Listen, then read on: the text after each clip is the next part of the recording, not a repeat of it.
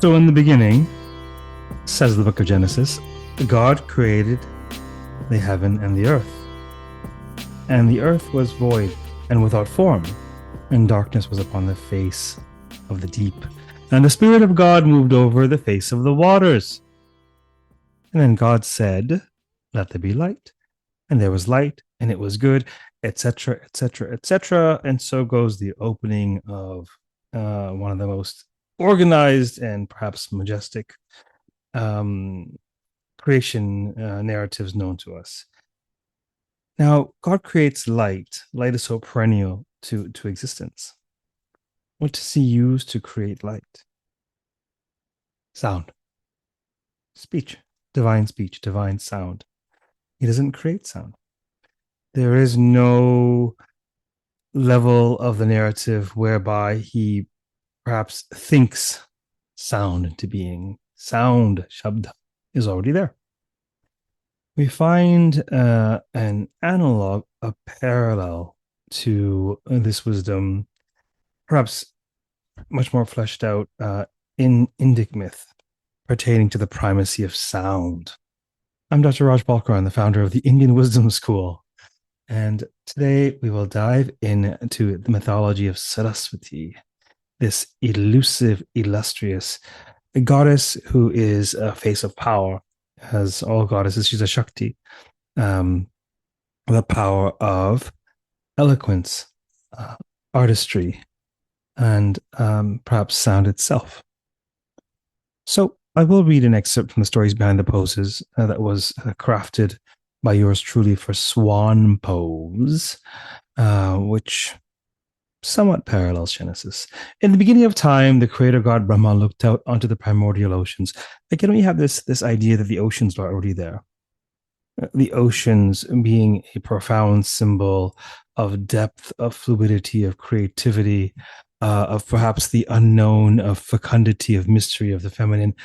They're there. The Spirit of God moved over the face of the waters, says Genesis, and the waters are seemingly swayambhu, self-existent. They're already there. Similarly, we have brilliant mythic motifs involving the cosmic ocean, the ocean of milk. Okay, in Indic myth, but the creator god looked out over the primordial oceans, surveying the scene at the beginning of time. Wait a minute, but the beginning of time? No. We really have this wonderful and somewhat problematic tendency to think along linear terms. But can we really presume that the cosmos can fit within the scope of linear thought? Is that a sound presumption? Well, one way to view the cosmos through the lens of Indic myth is that consisting of cycles. Perhaps this is somewhat intuitive insofar as everything within the known universe seems to cycle on the atomic level, on the galactic level, on the seasonal level, cycles and cycles and cycles. Yes? Perhaps the cosmos itself does not serve as the ground of cycles, but perhaps it itself partakes in this cyclical reality. And so goes Indic thought, this reality constituted of endless cycles of creation, duration, cessation, creation, duration, cessation. Creation, preservation, destruction, but there is no real destruction. This apocalyptic idea, an ideal, is not truly to be found in Indic thought, because destruction is nothing more than transformation, because nothing truly ends and nothing truly begins, because the universe is anadi, it's beginningless, and it's ananta, it's endless. And this is a radically either profound or imaginative or creative vision of creation, of reality. And it cycles over and over and over, not to the point at which we cannot count. It is not innumerable insofar as we cannot track it. It is beyond number because it is truly boundless. It is the idea of boundlessness. The universe cannot be bound. We cannot know it. It cannot be an object of our thought and our intellectual categories. We cannot subjugate and subordinate the cosmic abyss to our impulse and means of knowledge, of thought. No, it is far too grand and too great, perhaps, for that. It is truly boundless, with a beginning and end, and consisting of incessant cycle. So this is not the beginning of time. This is a beginning of time. Perhaps. At this beginning of time, the creator god Brahma looked out onto the primordial oceans, surveying the scene.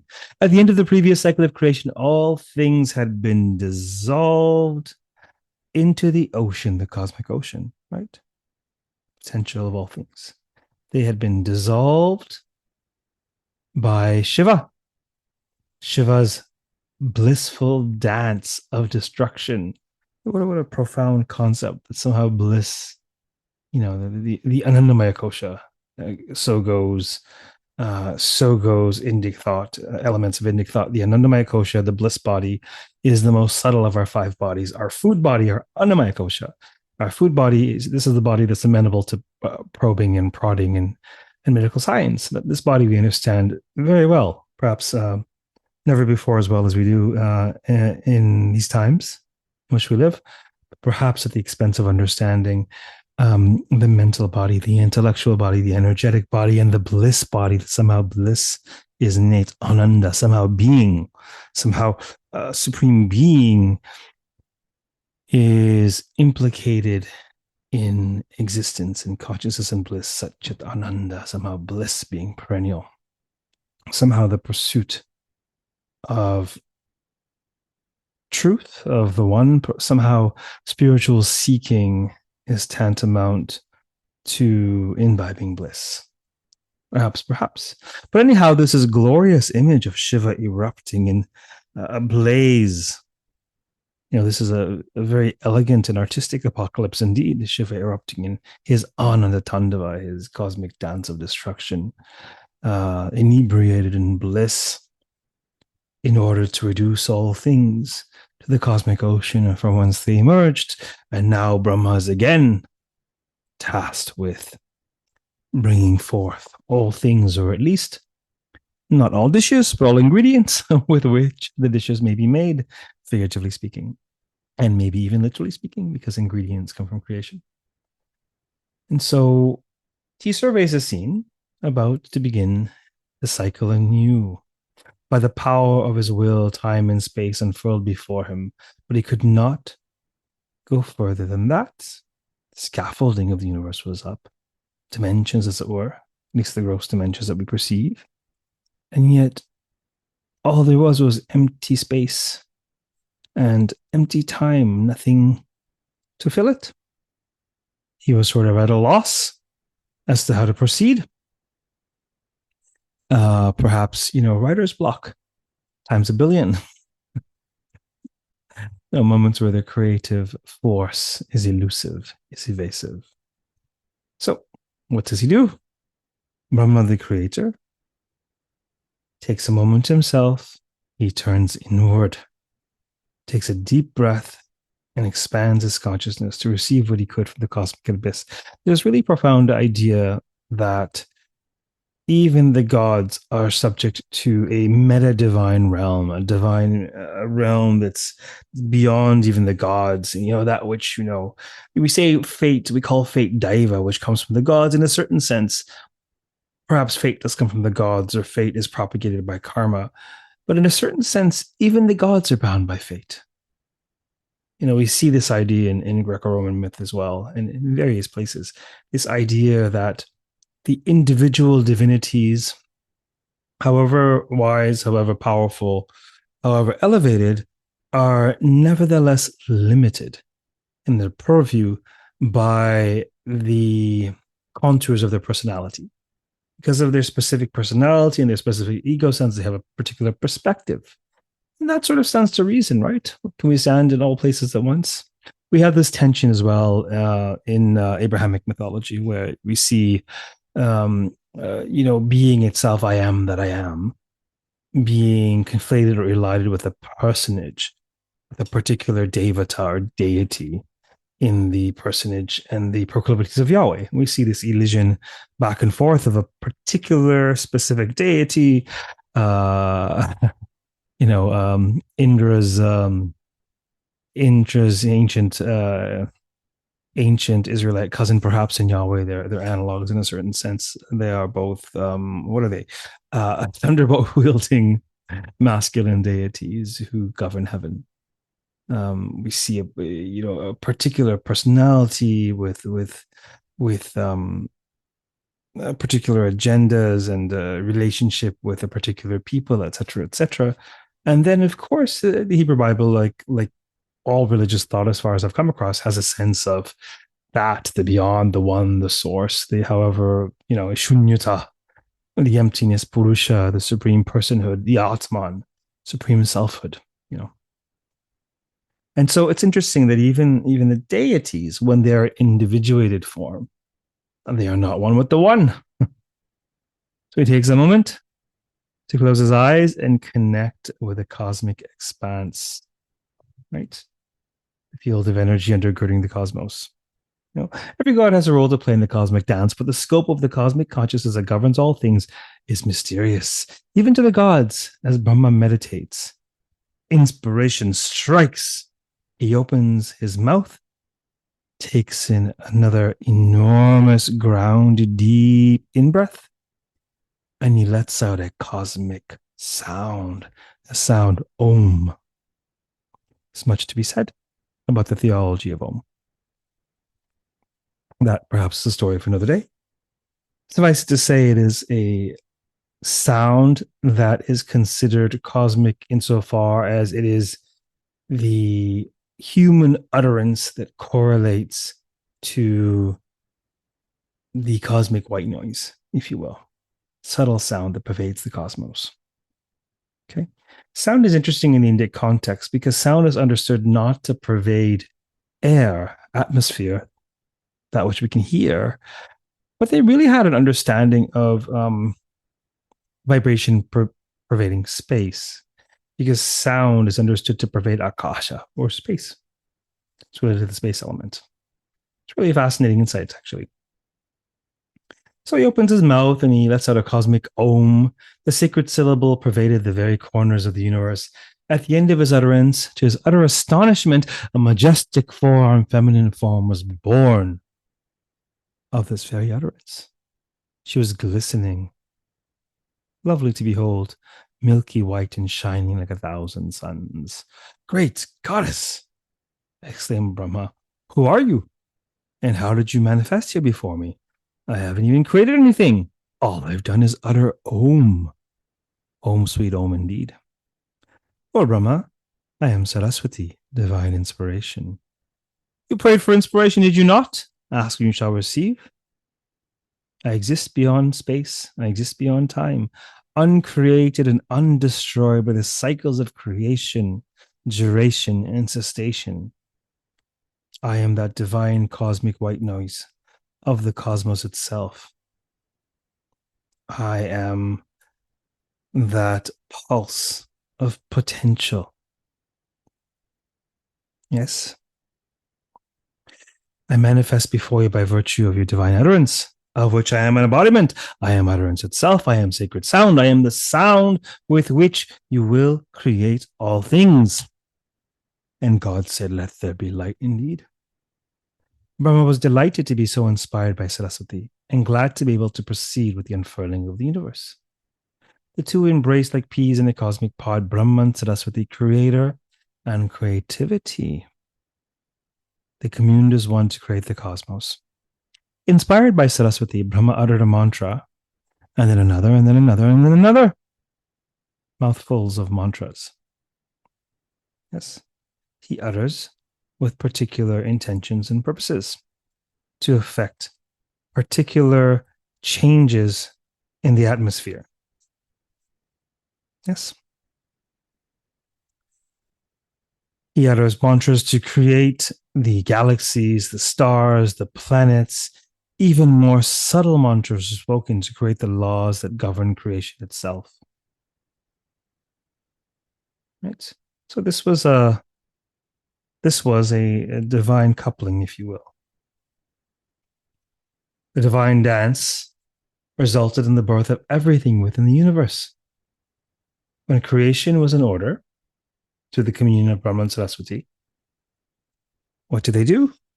They created certain beings, special beings, seers, rishis, those who have subtle sight, the capacity to see what is beyond the gross. There is certainly a subtle or multiple subtle realms, depending on how you think of it, subtle realities that are beyond the gross material reality which we adopt. Now, if one is foolishly going to look for material evidence of a transmaterial reality, good luck, more chance. But we can corroborate this experientially without question. Even through mundane human experience, we understand that we are more than the sum of our parts. We can experience that we are more than matter. It's a palpable experience to be had. And once we evolve our consciousness, we certainly gain access to much more than matter. This is self-evident to seekers because they find. The more they find, the more subtleness they imbibe or they partake in. So, Brahmā and Sarasvatī, they co-create the seven seers, the Saptarishis, the seven seers of ancient India, noble and wise to be entrusted with all divine knowledge. What a really fascinating creation, because part and parcel, the stories we tell indicate what we value.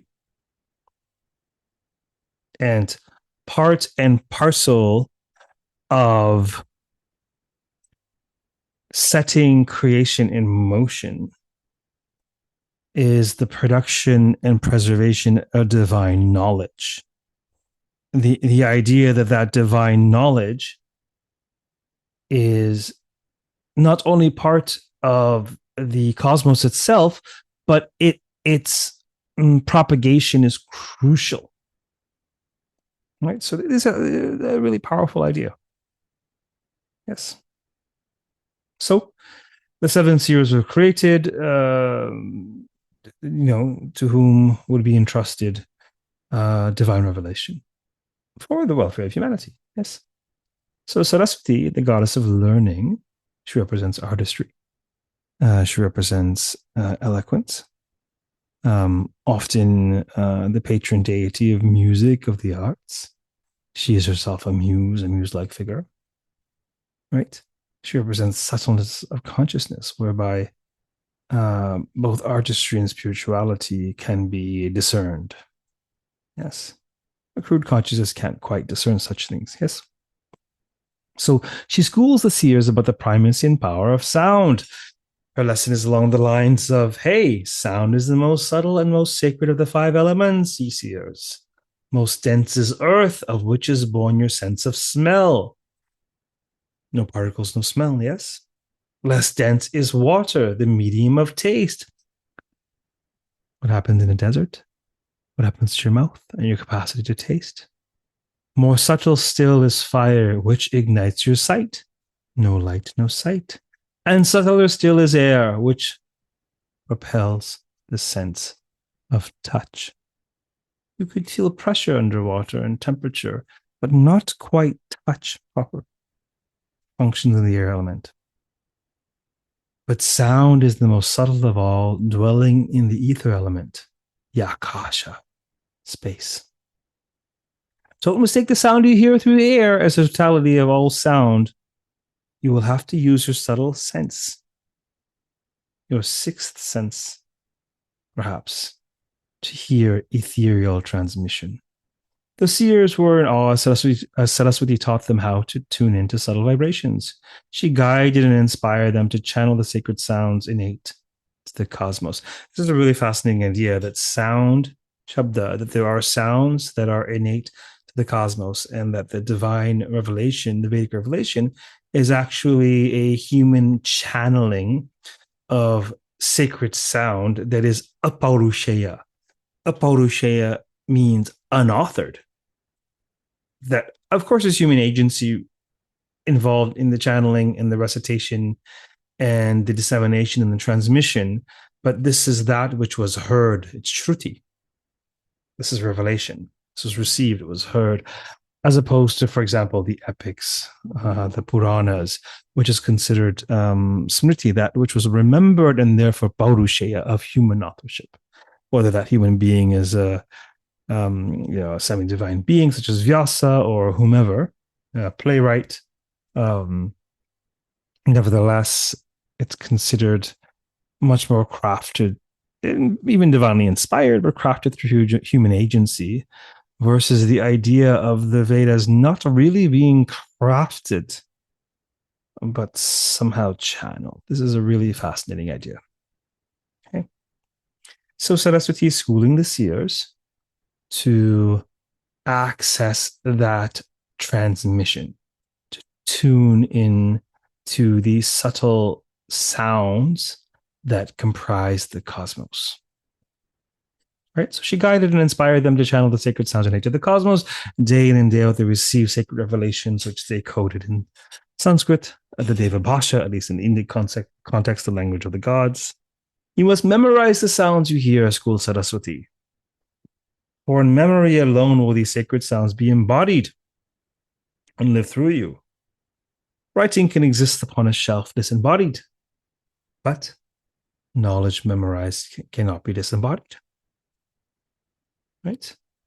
From memory can a verse be uttered aloud, indeed intoned. Writing will not do for the divine word. It is the residue of the embodied experience.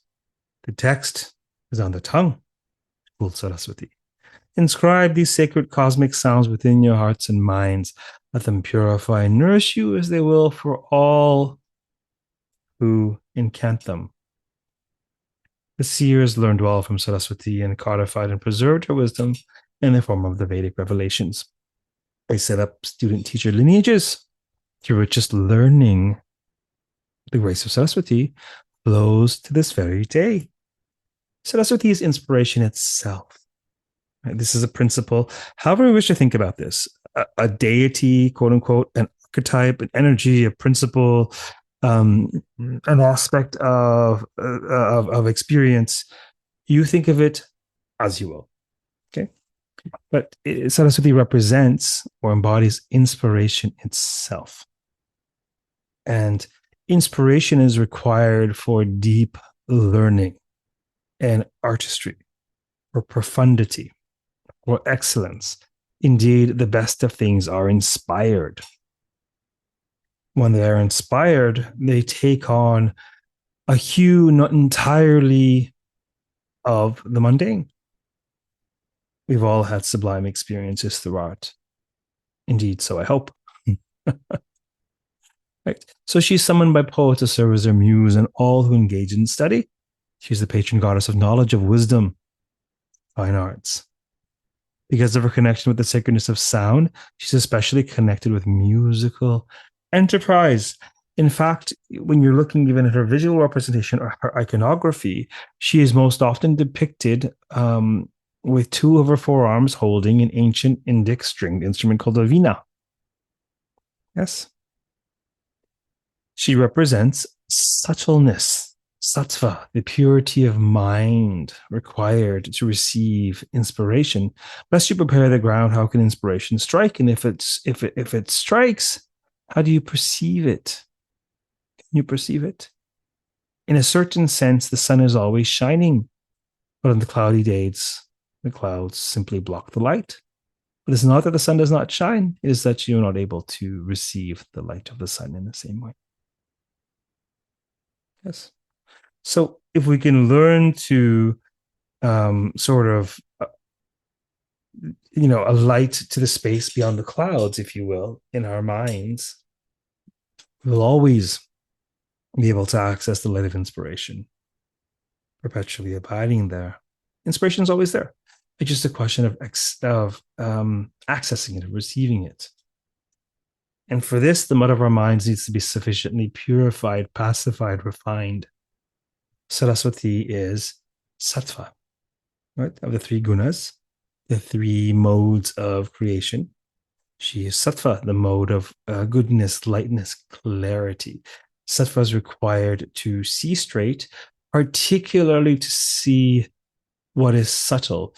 Those who are able to perceive the spirit of the law have great sattva, and those who do not, they typically either they are black and white thinkers or they cannot really discern the spirit of the law.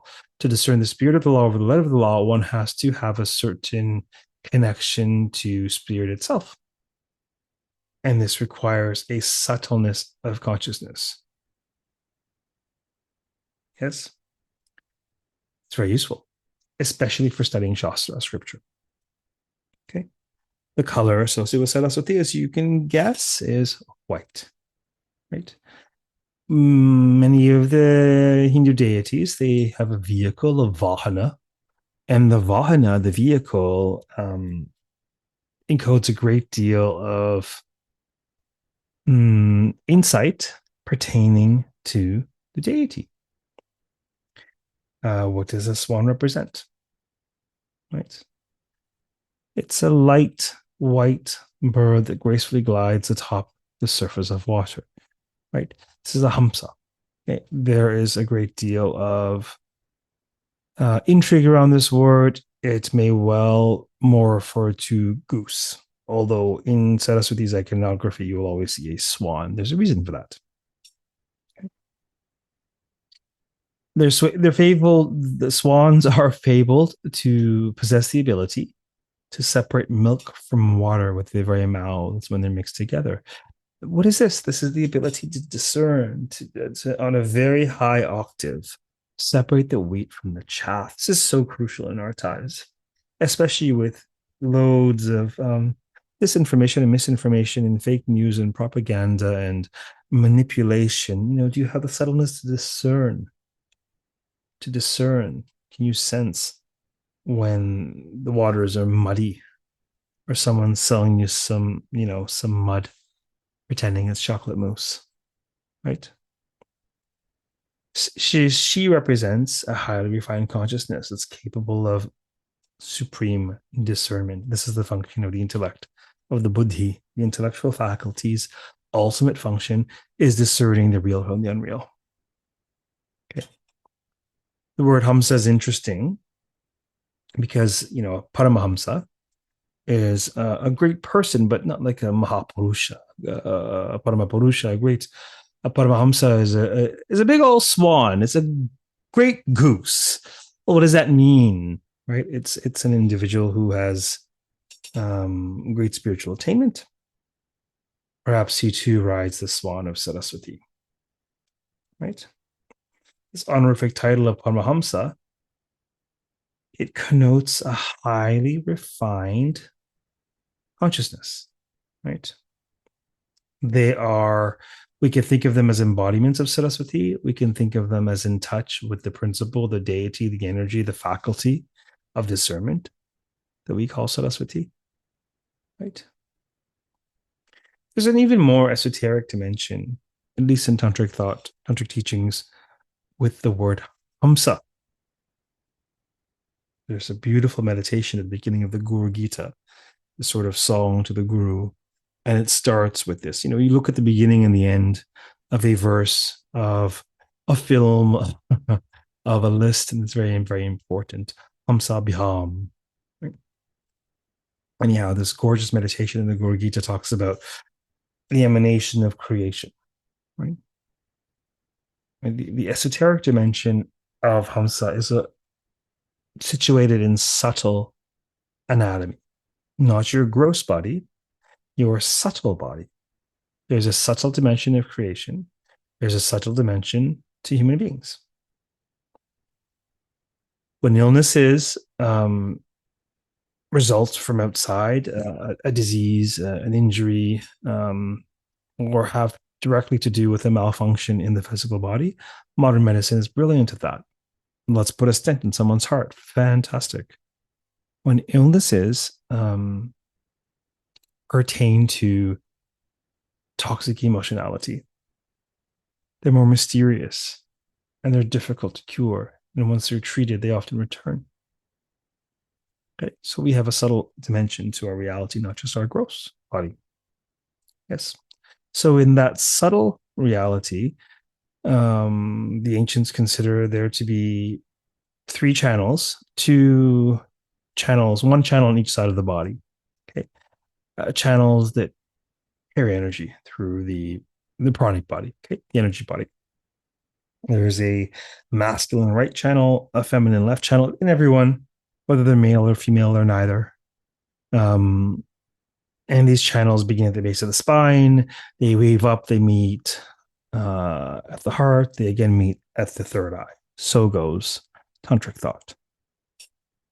When the energy fully reaches the third eye, this is, I suppose, this is what, the sixth chakra. Then that is one who's considered awake. Their mind's eye is fully awake.